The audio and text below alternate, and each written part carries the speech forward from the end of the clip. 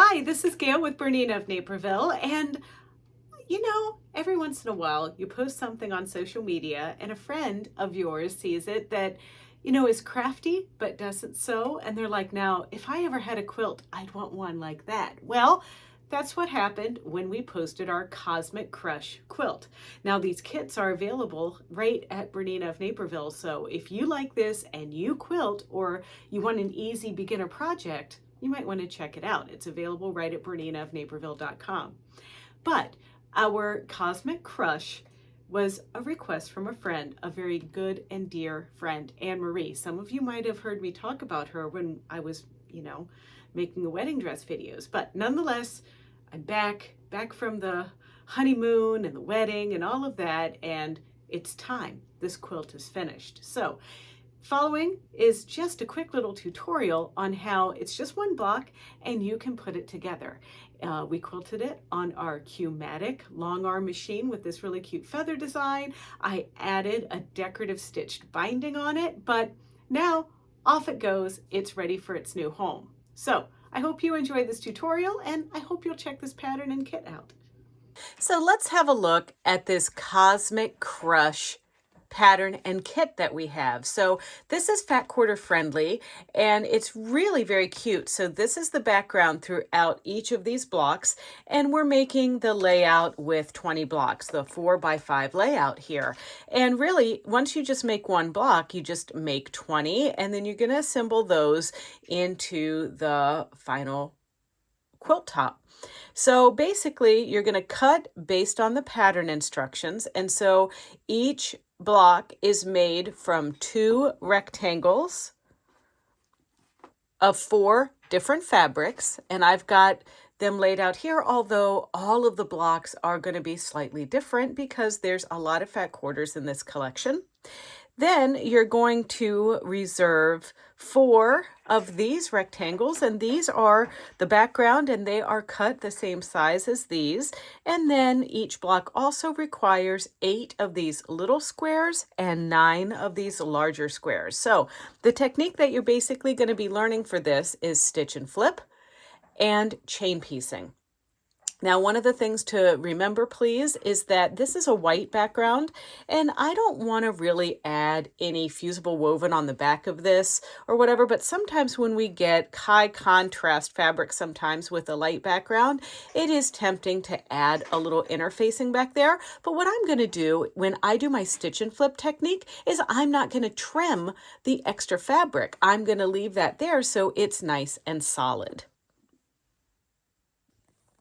Now I'm just going to use a chart just like this in the pattern for my layout. And, the larger squares are going to be sewn here. The smaller squares are sewn here. And then you reserve 1 large square for the middle there. So let's just chain piece this block together, press it, and, make this easy, fun block.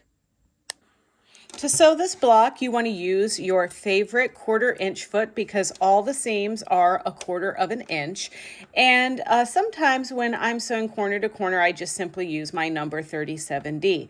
Those of you that prefer the 97D, if you have a Bernina or whatever, it's fine. Whatever is your favorite method for achieving your 1/4 inch.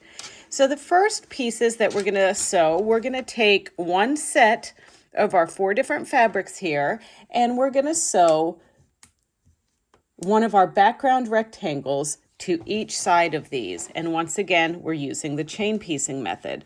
So that means that I'm going to line these 2 guys up together like this, line it up under my foot with my perfect 1/4 inch. And on my machine, a 1/4 inch is right there on that dot, or it's exactly the side of the presser foot just there.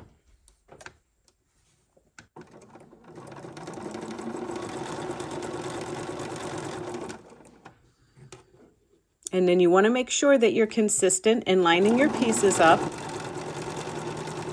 just like that. And now I'm going to take another piece and another background rectangle, and we're going to do this 4 times. So we're going to make 4 of these little sets.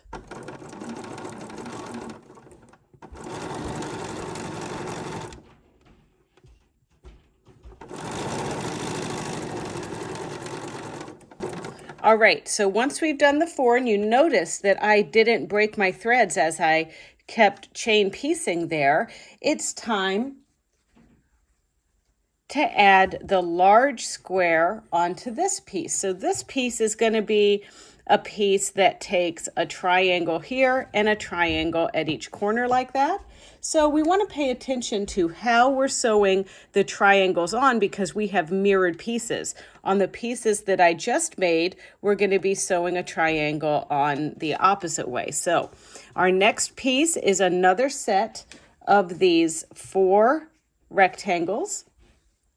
And I'm taking my square here, that's also the width of this rectangle, and I am going to stitch from corner to corner. Now, let's take a little field trip for 1 second over to the cutting table, because if you're a beginner, you might want to draw a line from here to here and stitch perfectly on top of that line.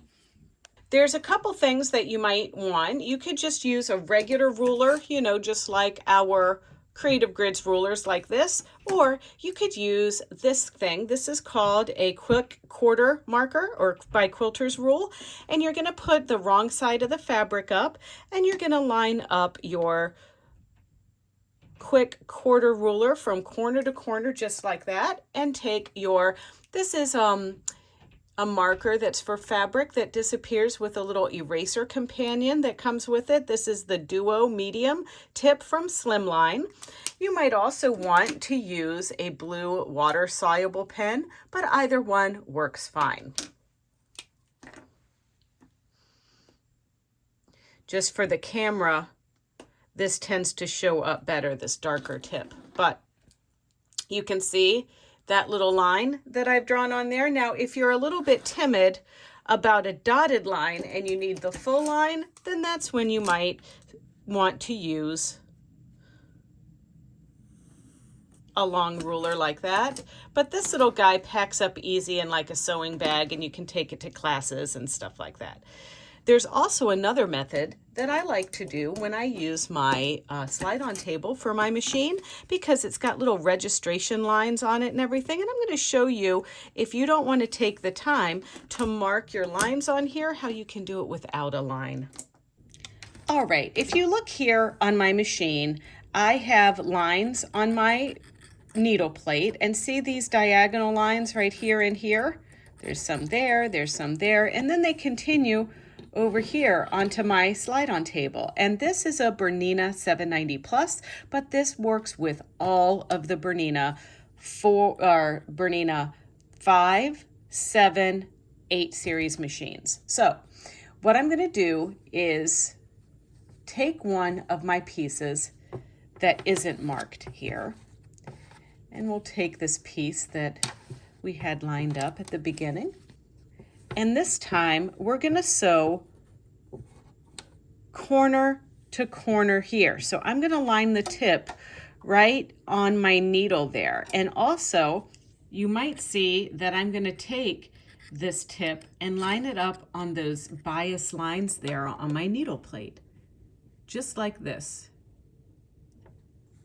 Then as I look down here, I'm going to look for my 0 line. That represents where my needle is in the center just there. So I'm going to line that dot up with that dot. This is lined up here, and then I'm just simply going to stitch my straight stitch. And I'm just following this totally straight all the way up to that point. And so if you want to see kind of a contrast here, here's one of my marked pieces. The same principles apply though, because even though I've got a line, I'm still kind of lining that up with that center line. There we go.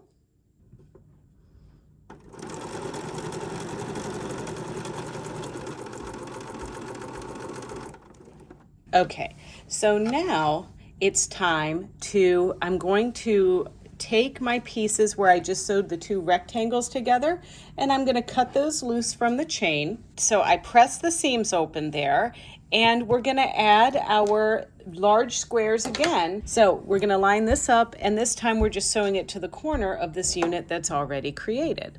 So now we're going to line this up just so, oopsie, stitch down our line, and then I can still take my line down here and line it up at the center line on my machine where my center needle position would be, which is right there.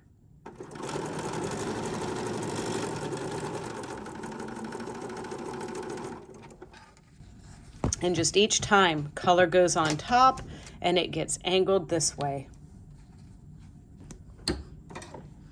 And this is where you can decide if you're a line drawer or not.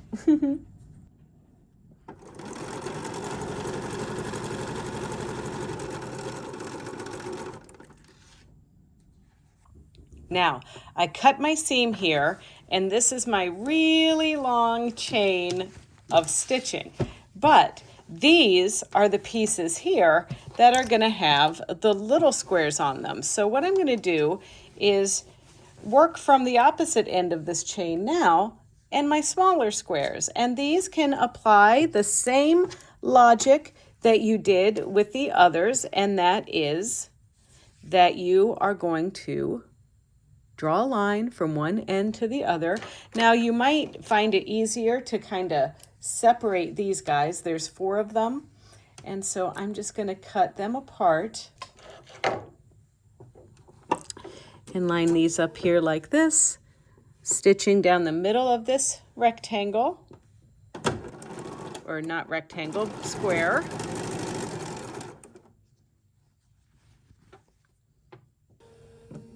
Now, if you want, you can just finger press these little pieces over like that. And notice I'm not trimming this. That's going to make my background really stand out and have contrast to it.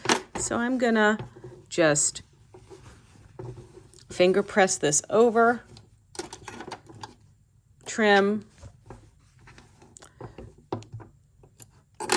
finger press over, and finger press over. Now, then I can come back and put the last stitch and flipped squares on this side.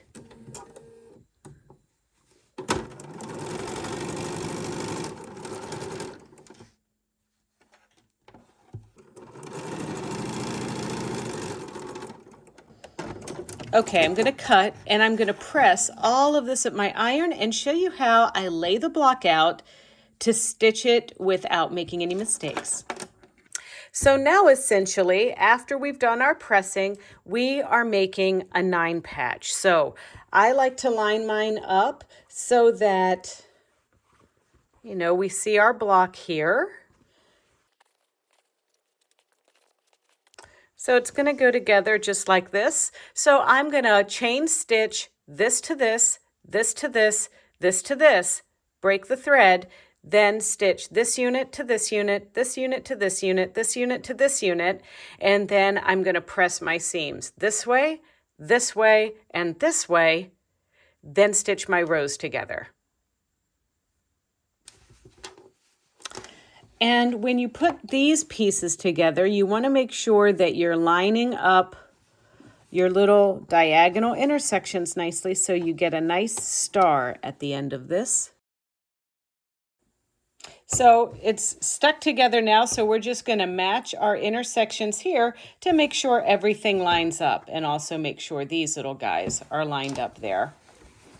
So I have it lined up on the floor. It's time to take all of these blocks and just sew them together. I'm going to sew them together in rows, then I'm going to sew the rows together. And I'm going to follow those principles of lining up the crucial points.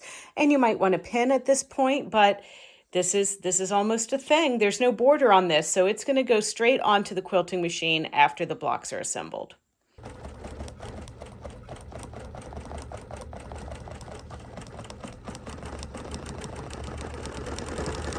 This quilt is so cute, I don't even know if I want to give it away. Well, of course I do, because isn't that the joy of making quilts? I mean, do we really need all of the quilts that we make? No, it's about enjoying the process and then enjoying the fact that you're giving it to somebody who's really going to appreciate it. So, off it goes. Anyway, thank you so much for watching. And if you want to see more videos like this one or other tutorials, don't forget to check out our Bernina of Naperville YouTube channel. It's easy. It's youtube.com/Bernina of Naperville. And there you can like, comment, and subscribe. Happy sewing and quilting and serging and embroidering. Whatever it is you do, have a happy time doing it.